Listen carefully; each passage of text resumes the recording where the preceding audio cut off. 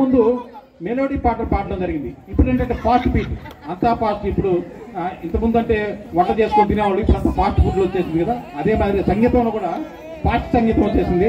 ఆ ఫాస్ట్ సంగీతంలో నుంచి ఆ పాటలు తీసుకొని ఇప్పుడు ఈ ముగ్గురు కంటెస్టెంట్స్ కూడా పాడతారు. మొదటి కంటెస్టెంట్ కుమారి శ్రావ్య వచ్చి పాడవలసిందిగా, ఆమె ఏ పాట పాడతారు ఏంటి అని చెప్పి పాటలు మొదలెట్టాల్సిందిగా. ముఖ్యమైన విషయము, మా వాయిద్య బృందం ఉంది చూసారా, అద్భుతంగా వాయిస్తున్నారండి మా వాయిద్య బృందం. అక్కడ ఉన్నారు దయానంద్ కావచ్చు, రమేష్ కావచ్చు, నిరంజన్ రెడ్డి కావచ్చు, వీళ్ళందరూ కూడా వాయిద్య బృందం అద్భుతంగా పాటని సినిమా సంగీతం ఎలా అయితే ఉందో ఆ స్థాయికి తీసుకొచ్చి పాడుతున్నారు. కాబట్టి వారికి ప్రత్యేకంగా ధన్యవాదాలు తెలియజేసుకుంటాను. శ్రావ్య పాడమ్మా, ఫాస్ట్ బీట్ పాట పాడు. నువ్వేం మాట్లాడక్కర్లేదు, చక్కగా ఫాస్ట్ బీట్ పాట పాడు. పిల్లలందరూ కూడా అసలు ఇక్కడ ఉన్న స్టేజ్లో ఉన్న వాళ్ళందరూ గట్టిగా ఉరకలేసి గెంతులేయాలంటగా ఎంత బాగా చేస్తారో చూడండి.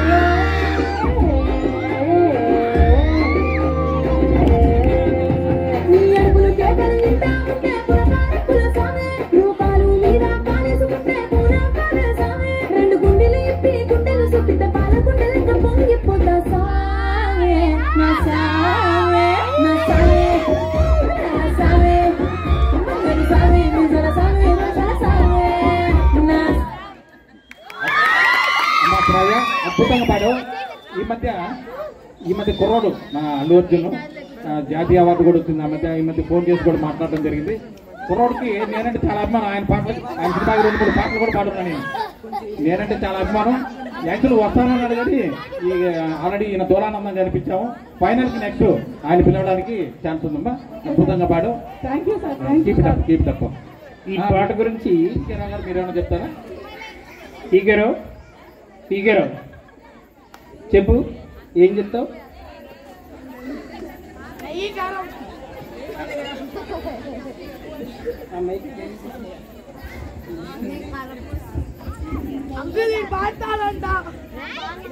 చెప్పాలంటే చాలా ఉంది కానీ నన్ను చెప్పరిస్తేగా వీళ్ళిద్దరు. ఒక మైక్ పెట్టారు, ఇంకో మైక్ ఈ చేతిలో పెట్టారు, మధ్యలో నా చేయించారు. నేను ఏమీ పీకలేకపోయా. ఈయన చేతిలో నుంచి పీకలేకపోయా, ఈయన చేతిలో నుంచి పీకలేకపోయాను.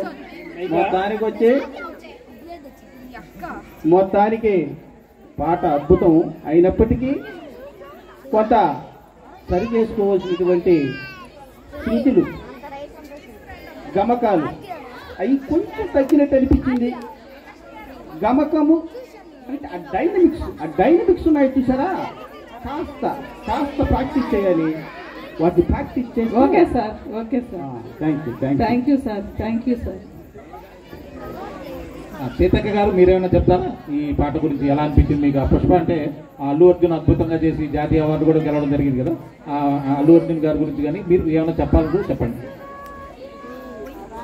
శ్రావ్య, ఈ పాటలో మీ పిచ్ బాగా హై పిచ్ లో ఉంది. జనానికి కూడా అల్లు అర్జున్ అంటే పిచ్ ఎక్కువ అండి, అందుకని బహుశా పిచ్ ఎక్కువలో కొంచెం ఒక పాయింట్ లో తగ్గించుకొని పాడితే ఇంకా చాలా బాగుంటుంది voice. Thank you madam, thank you madam. అంటే సీతక్క గారు ఆ సంగీతంలో ఒక తిట్ట కాబట్టి అంటే కవి కన్నా కూడా సంగీతం మీద తిట్ట ఉన్న వాళ్ళు ఆ చిన్న చిన్న పాయింట్స్ కూడా పట్టేస్తారు. కానీ శ్రీశ్రీ మన ఈ రాగివిత్తులు గారు సంగీతంతో పాటు కవిత్వం కూడా బాగా అంటే అన్ని బహుముఖ ప్రజ్ఞాశాలి కాబట్టి ఆ గమకాల గురించి కూడా అద్భుతంగా చెప్పారు. ఇప్పుడు కుమారి శ్రావణి ఫాస్ట్ బీటు ఏ మాత్రం తగ్గకూడదు. వాయిద్య బృందం మీరు రెడీనా? వాయిద్య బృందం మీరు రెడీగా ఉన్నారు కదా? మీరు పాడబోయే పాట గురించి ఏమైనా చెప్పాలంటే చెప్పండి.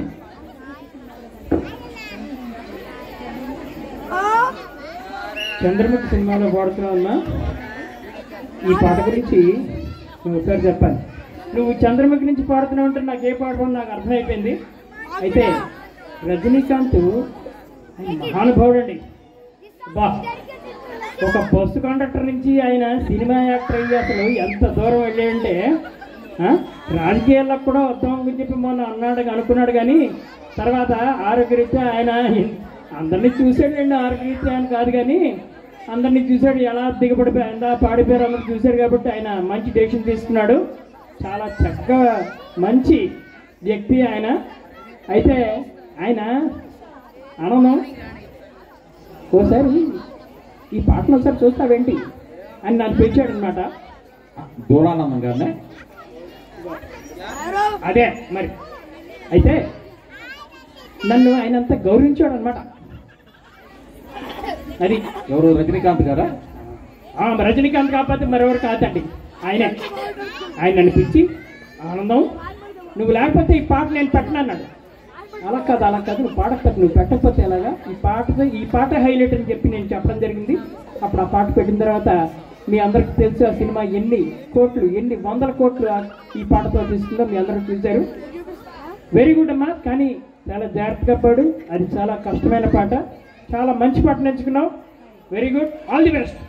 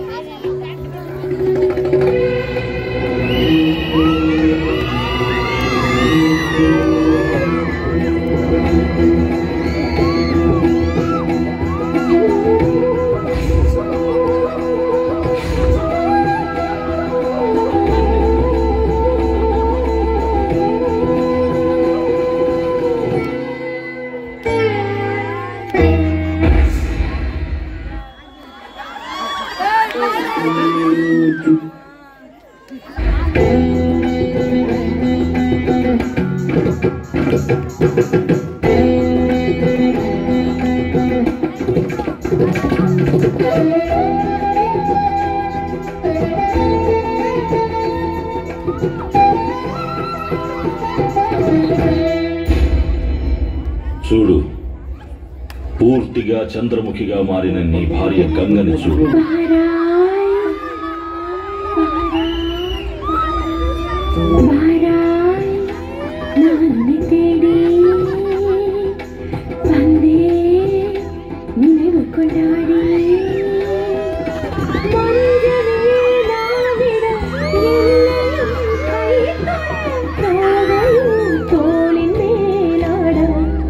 రోజు రాత్రి ఇక్కడికి వచ్చి ఇలాగే నాట్యం చేస్తాడు.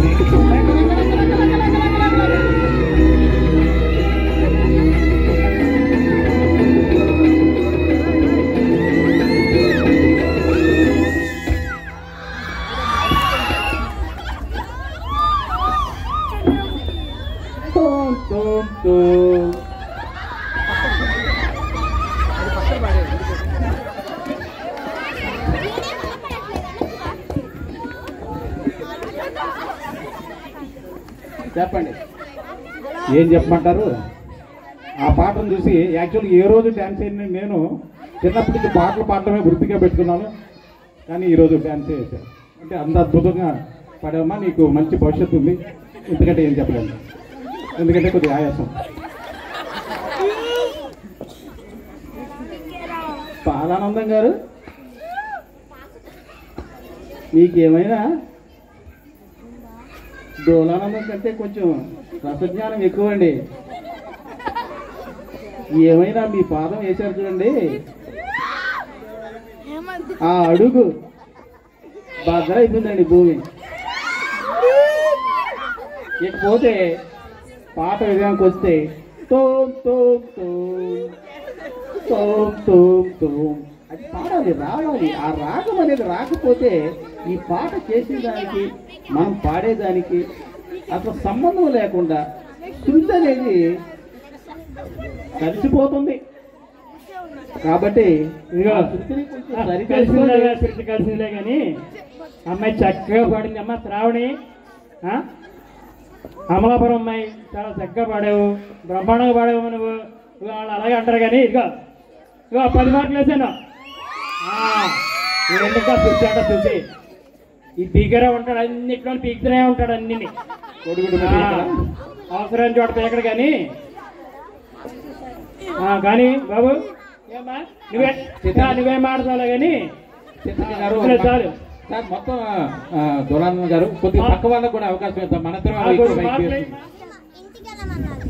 లేదండి లేదు, నిన్నేదో అంటున్నానంటే నేను కానీ ఏం చెప్తావు? మీరు శాంతించండి సార్, మీరు శాంతించండి.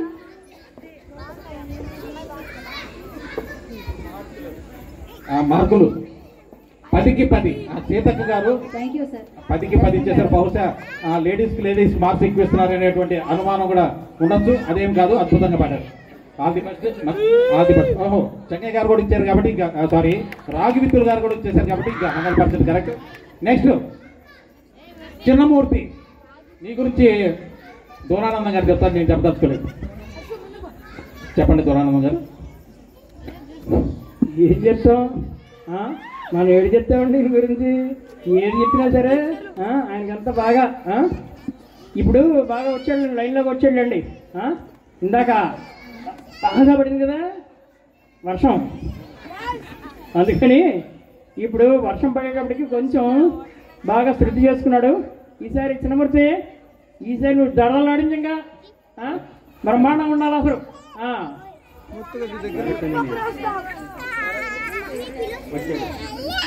నేను ఇప్పుడు పాడబోయే పాట భరత్ అని నేను సినిమా నుంచి వచ్చాడయ్యా సార్.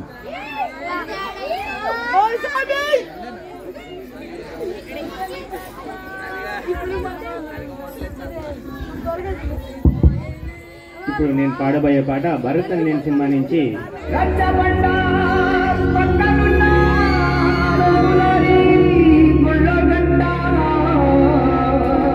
రంగరంగ సంబరంగ మోగనే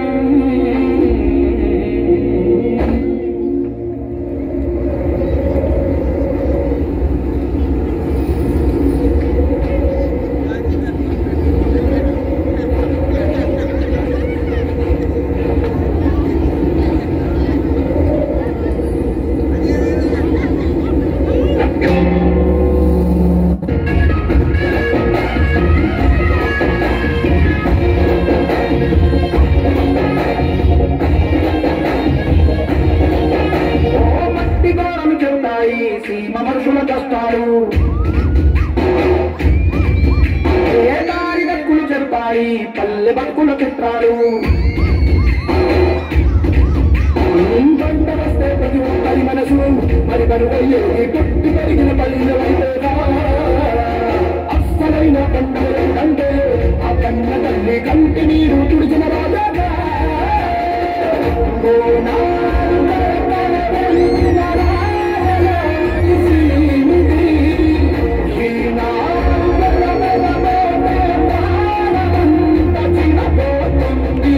వచ్చాడయ్యో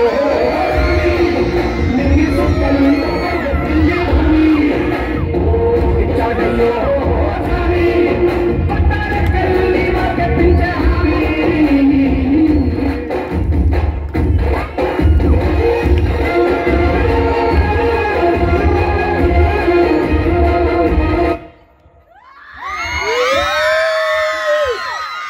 చిన్నమూర్తి అంటే ఇంతకుముందు రౌండ్లో మొదటి రౌండ్లో ఏదైతే చిన్న చిన్న తప్పులు చేశావో, ఈయన ఆగ్రహానికి ఏ విధంగా అయితే గురైనావో దాన్ని పూర్తిగా తగ్గించేసి, అంటే సునామీ తర్వాత ప్రశాంతత ఎలా ఉంటుందో ఆ విధంగా ఆ పాటను అద్భుతంగా పాడి ఇంతకుముందు చేసిన తప్పులన్నీ కవర్ చేసుకొని మంచి మార్కులు, అంటే ఆయన ఏం మాట్లాడతారో నాకు తెలియదు, ఆయన మనసులో ఏముందో, నాకైతే 100% సాటిస్ఫాక్షన్ ఉంది. All the best.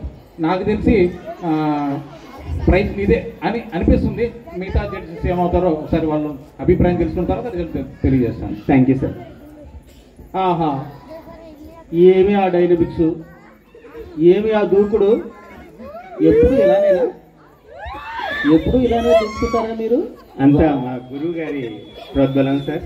ఏంటంటే గోడలు దూకడం ఏమైనా అలవాటు ఉందా మనకు? గోడలే కాదు సార్, పెద్ద పెద్ద బాయిలర్లే దూకుతా ఉంటా. బాయిలర్ దూకిన వాళ్ళకి ఈ పాట ఒక లెక్క. అద్భుతం. మన జోలానందం సార్ గారిని ఇప్పుడు మాట్లాడాల్సింది కోరుతున్నాను. చిన్నమూర్తి నాకు శిష్యుడండి, వాడు పాడతాడు నాకు తెలుసు. మరి చిన్నమూర్తి కాకపోతే ఇంకెవరు పాడతారు? వచ్చాడయ్యా సోవని. ఎలా పాడాడు మావాడు? సూపర్ పాడా? Super super super. Thank you sir. మార్కులు ఇస్తారులే. చెప్తావా? సీతక్క గారు చెప్పండి. వండర్ఫుల్ గా పాడావు మూర్తి, చాలా బాగుంది వాయిస్. Thank you, ఇంకా ఇంప్రూవ్ చేసుకుంటే పై స్థాయిలోకి చాలా బాగా ఒక పాటలు పాడే వ్యక్తిగా నువ్వు ప్రదర్శితం అవుతావు. అద్భుతంగా పాడావు, ఇంకా మాటలు లేవు చెప్పడానికి. Thank you madam. Thank you. ఇప్పుడు ఆల్మోస్ట్ ఈ నా పాట నా ఇష్టం కార్యక్రమం చివరి దశకు వచ్చింది. ఇప్పుడు విజేతను ప్రకటించే ముందు ఒక చిన్న విషయం మీ అందరికీ చెప్పాల్సినటువంటి అవసరం ఉంది. ఎందుకంటే సామాజిక బాధ్యత అనేది మనకి చాలా అవసరం. చిన్నపిల్లల నుంచి పెద్దవారి వరకు పాటించాల్సిన అవసరం. ప్లాస్టిక్ని వీలైనంత వరకు ఎక్కడ వాడకండి. అలాగే ఆహార పదార్థాలని వీలైనంత వరకు వేస్ట్ చేయకండి. అంటే ఆ విలువ ఎప్పుడు తెలుస్తుందంటే మొన్న కోటీశ్వరుడు కూడా భోజనం లేకుండా అలమటించారంట. అంటే ఆహారం విలువ ఎప్పుడు తెలుస్తుందంటే చేతిలో డబ్బులు ఉన్నప్పుడు కాదు, డబ్బులు లేనప్పుడు కాదు, ప్రకృతి ప్రకోపానికి గురైనప్పుడే తెలుస్తుంది. కాబట్టి ప్లాస్టిక్ని వీలైనంత వరకు నివారిస్తే ఇటువంటి విపత్తులు భవిష్యత్తులో రాకుండా మనందరం కాపాడుకోవచ్చు. ఇంకో విషయం ఏంటంటే ఈ వేదిక ఏదైతే ఉందో ఈ వేదిక నుంచి ఎంతో మంది గాయనిమణులు ఎవరెవరు, సునీత కావచ్చు, తర్వాత ఇంకా చాలా మంది, శ్రీకృష్ణ కావచ్చు, వీళ్ళందరూ కూడా ఈ వేదిక నుంచి పాడి ఆ స్థాయికి వెళ్ళినారు. వీళ్ళు కూడా భవిష్యత్తులో మంచి మంచి సింగర్లుగా ఉండి, నేను ఎన్నో వందల పాటలు పాడాను, మీకు తెలిసే ఉంటుంది సినిమాలకి. అలాగే నా రికార్డులన్నీ కూడా వీళ్ళు ముగ్గురు కూడా బద్దలు కొట్టాలనేసి మనసావాచ కరుణ కోరుకుంటున్నాను. తర్వాత కంటెస్టెంట్స్ రిజల్ట్స్ చెప్పే ముందు ఏమన్నా చెప్తారా మీరు దొరానందం గారు? చెప్తాము, చెప్పమంటే మరి ముందు పీకే రావు అని చెప్పమను. ఇప్పుడు ఇక చెప్తారు కదా సార్, ఏమి పీకలేని చెప్పి అదేదో మీరే పీకచ్చుగా. ఇప్పుడు ఆయన పర్యావరణం చెప్పాడు, మీరు చెప్పండి. మీరు చెప్పాలి బాగుండదా? మీరు చెప్పండి మరి, మీరు ఏం కూడా చెప్పాలి కదా. ఆయన చెప్పినట్టుగా మనకి ఏదైతే లేదో లేని దాని గురించి ఎప్పుడు కూడా మనం బాధపడాల్సి వస్తుంది. ఉన్నది ఎప్పుడు మన దగ్గర ఉంటూనే ఉంటుంది, కానీ లేని దాన్ని మనం ఎప్పుడు కూడా ఎప్పుడైతే దాన్ని నష్టపోతామో అప్పుడే దాని విలువ మనకు తెలుస్తూ ఉంటుంది అన్నమాట. అది డబ్బు కావచ్చు, చదువు కావచ్చు. పిల్లలందరికీ ఒకటే, ఈ వేదిక మీదుగా పిల్లలందరికీ కూడా ఏమిటంటే ఇంటర్మీడియట్ చదవచ్చు, లేకపోతే మరొక డిగ్రీ చదవచ్చు. చిన్నపిల్లలు 10th క్లాసు ఇలా చదువుతూ ఉండొచ్చు. చదువుకునే సమయంలో మీరెవరు కూడా వీలైనంత వరకు సెల్ ఫోన్కి దూరంగా ఉండండి. చదువుకుంటున్నప్పుడు మీరెవరు కూడా సెల్ ఫోన్కి దూరంగా ఉండండి. ఎందుకంటే ఈ టైం అనేది మళ్ళీ మనకి రాదు. Time once gone, it is gone for ever. ఇప్పుడు ఒక 10 నిమిషాలు, ఒక గంట జరిగిపోయిందంటే మళ్ళీ ఇది వెనక్కి రాదు. అలాగే మీ బాల్యం ఏదైతే ఉందో ఇది చాలా మీ బ్రెయిన్ అంతా కూడా ఒక వైట్ పేపర్లా ఉంటుంది అన్నమాట. ఈ వైట్ పేపర్లో మనం ఎంత రాయగలిగితే అంత మనకి గుర్తుంటుంది. దానివల్ల ఏమవుతుంది అంటే మనం ఎంత చక్కగా మన గురువులు చెప్పినటువంటి విషయాల్ని మనం ఎంత బాగా చదువుకుంటామో దాన్ని మనకి ఇంప్రింట్ అయిపోతాయి అన్నమాట. అది మనం పెద్ద వయసు వచ్చిన తర్వాత కూడా అవి మనకు గుర్తుంటాయి. ఇప్పుడు చిన్నప్పుడు ఎప్పుడో చదువుకున్నటువంటి పద్యాలు కానివ్వండి, ఎక్కాలు కానివ్వండి, ఇవన్నీ కూడా పాటలు కానివ్వండి, మనం చిన్నప్పుడు నేర్చుకున్నవన్నీ కూడా పెద్దయినా సరే అవి మనకి పోదు. ఏదైనా మిగిలినవన్నీ ఎక్కడ మనం తిన్నవి పోతుంటాయి. మనకు వచ్చిన డబ్బులు ఎక్కడ వేరు పెడతాం, లేకపోతే మరొకటి చేస్తాం, మరొకటికి ఇస్తాం, అన్నీ పోతూ ఉంటాయి. అయితే మన చదువుకున్నటువంటి చదువు ఏదైతే ఉందో అది మన దగ్గర నుంచి ఎప్పుడు వీడిపోదు. అదే మన ఎప్పుడు కూడా మన చదువే మనని కాపాడుతుంది. ఈ చదువుని ఖచ్చితంగా పిల్లలందరూ కూడా వారికి ఉన్నటువంటి సమయాన్ని వృధా చేయకుండా వారు గురువులు చెప్పినటువంటి దాన్ని కానీ, లేకపోతే మన పెద్దలు ఏదైతే చెప్పారో దాన్ని ఆచరించడంలో కానీ చక్కగా చేసుకోండి. టైంని, కాలాన్ని బాగా వినియోగించుకుంటే మీరు తర్వాత ఒక స్టేజ్ వచ్చిన తర్వాత మీరు ఏం చేసినా సరే మిమ్మల్ని అడిగేవాడు ఉండడు. అయ్యో ఒక స్టేజ్ ఇంటర్మీడియట్ దాటిన తర్వాత ఇంజనీరింగ్ వస్తారు, మరో టైం తర్వాత ఏదో చదువుకున్నవాడు బాగా పైకి వెళ్తాడు, ఏదో చేస్తూ ఉంటాడు. చదువురాని వాడు ఏం చేస్తున్నారో ఎక్కడున్నారో మీకు తెలుసు ఖచ్చితంగా. అయితే అప్పుడు మనం బాధపడుతూ ఉంటాం అన్నమాట. అయ్యో ఆ టైంలో చదువుకుంటే బాగుండేదే అని అందరికీ అనిపించి ఉండొచ్చు. అలాంటిది రాకుండా మీరు ఖచ్చితంగా చూసుకోండి. పిల్లలందరూ కూడా ఉన్న కాలాన్ని బాగా వాడుకుని చక్కగా చదువుకుని బాగా పైకి వృద్ధిలోకి వస్తారని చెప్పి ఆ గణపతిని మరోసారి మనందరం కూడా ప్రార్థించుకుందాం. ఆ గణపతి అందరికీ కూడా, పిల్లలందరికీ కూడా సరస్వతి కటాక్షం ఇవ్వాలని చెప్పి ఈ వేదిక మీద నేను అందరికీ కూడా పిల్లలందరికీ ఆశీర్వదిస్తున్నాను. అలాగే గణపతిని కోరుతున్నాను. Thank you. నువ్వేం చెప్తా ఉన్నా? ఓకే, మా సీతకి ఏం చెప్పాలంటే ఆవిడంతా కూడా మనసులోనే అందరికీ ఆశీర్వాదాలు చెప్పింది. అంతా కూడా ఇప్పుడు విజేతలు ప్రకటిస్తాం. మొదటిగా కుమారి శ్రావ్య 73.4 మార్కులు. ఒకసారి చప్పట్లు. అలాగే కుమారి శ్రావణి 73.41. అలాగే చిన్నమూర్తి 73.42. అంటే ఈ పాయింట్లో చెప్పాం కాబట్టి ఆల్మోస్ట్ టై అయింది. ఎవరు విజేతగా నిర్ణయించాలో మాకైతే మీ జడ్జెస్ సరిగా నిర్ణయం తీసుకోలేకపోతున్నాం కాబట్టి ఒక కమిటీ చేస్తాము. ఆ కమిటీకి మన సి గారు ఎదురికి ఆయన కూడా కళల పట్ల మంచి అభిప్రాయం ఉంది. అలాగే ఏడీఎం గారు ప్రభాకర్ సార్ కూడా ఉన్నారు. వాళ్ళందరూ కూడా నిర్ణయించి విజేతలు ఎవరనేది రేపు నిర్ణయిస్తాం. అంతవరకు సెలవు తీసుకుంటున్నాం. శుభరాత్రి. ఇప్పుడు జ్ఞానపీఠిక ఒక పాట పాడుతుంది. మీరు కంటెస్టెంట్స్ అందరికి శుభాకాంక్షలు. అందరికి కలుసుకున్నాం. Thank you very much. అద్భుతంగా పాడారండి. మీకు అందరికి మంచి భవిష్యత్తు ఉంది.